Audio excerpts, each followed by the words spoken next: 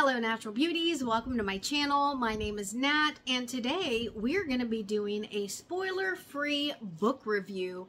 We are also going to be encouraging you to support your local library. So this is How to Sell a Haunted House by Grady Hendrix, and I came across this book by chance. I went to my library looking for the Southern Book Club's Guide to Slaying Vampires. Unfortunately, it wasn't available, but when I saw that this book had haunted house in it, and considering it is spooky season, I decided to give this book a chance. Now, Grady Hendrix is a novelist and a screenwriter with several publications and bestsellers. This particular book has 413 pages and 38 chapters, plus a funeral program at the end, which I thought was a fun and creative addition to this particular book. So this book is about a single mother living on the West Coast who is notified of the sudden, unexpected death of her parents, and she has to return to South Carolina to settle their estate alongside her disappointing black sheep of a younger brother. Now, her dad was a practical and pragmatic economics professor at a local university, and her mom had a Protestant puppet ministry. Yes, puppet. So that may be where the creepy enters the story for you, because I understand that a lot of people are creeped out by dolls, puppets, or clowns, and those are very much present in this particular story. So if you are sensitive to that, then prepare yourself.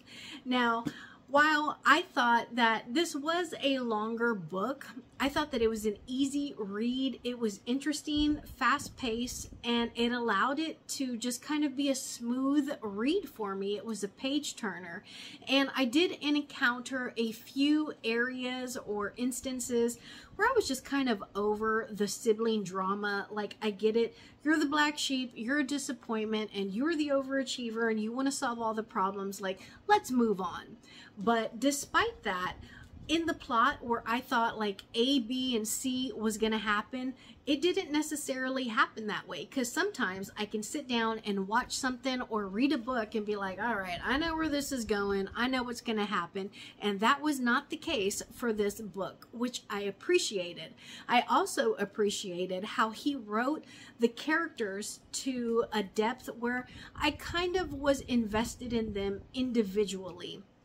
So even though I was a little irked with them, like, okay, I get it, y'all don't get along, like, let's keep the story going. There was also a point where I was like, oh man, I feel really bad for them. Or, oh my gosh, is this what is about? Is this what's about to happen? And so I thought that it was an entertaining read. I really liked how gory he wrote. He is a very graphic writer. So if you have a very elaborate imagination, or if you are very sensitive to gore, then I would advise you to consider if you want to read this or not. But for me, that is something that I enjoy. I enjoy words that paint a picture in my imagination. And so not only do I recommend this book, but I look forward to reading more things by Grady Hendrix. So let me know your thoughts and your opinions in the comments down below.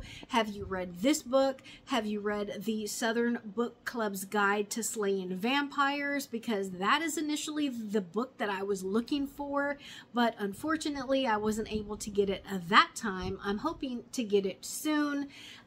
But even if you haven't read anything by him or this book or the one that I mentioned, let me know your book recommendations, because y'all know I love to read. My absolute favorites are horror and sci-fi, but I'll pretty much read anything. If you are interested in a spoiler review of this book, let me know, because I would be happy to oblige.